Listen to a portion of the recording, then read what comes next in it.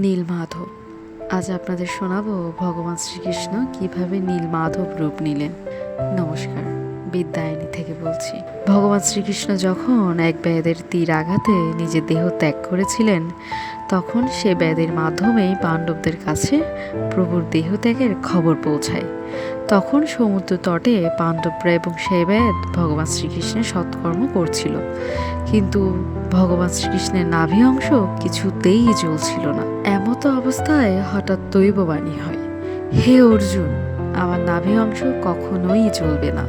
এই নাভি অংশই হলো ব্রহ্মপিণ্ড, তুমি তা জলে ভাসিয়ে দাও। এবং সেই সাথে আরও বললেন, হে ব্যাধ, এই ব্রহ্মপিণ্ড সমুদ্রের যেখানে যেখানে যাবে তুমিও সেখানে সেখানে যাও। দৈববাণীর মতো অর্জুন ব্রহ্মপিণ্ড সমুদ্রে নিক্ষেপ করে এবং সেই ব্যাধ ব্রহ্মপিণ্ডের সঙ্গে যাত্রা করে। এভাবে বেশ কিছুদিন পার হয়।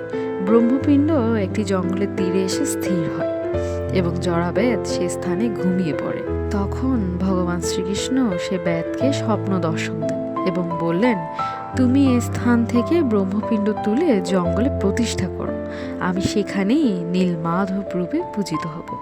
তোমার বংশ পরম্পরায় এই পুজো চলবে। বেদের ঘুম ভেঙে গেল। সে সঙ্গে সঙ্গে সেই ব্রহ্মপিণ্ডটি নিয়ে জঙ্গলের একটি গুহায় প্রতিষ্ঠা করেন। এভাবেই ভগবান শ্রীকৃষ্ণ নীলমাধব রূপে প্রতিষ্ঠিত হন। হরে কৃষ্ণ।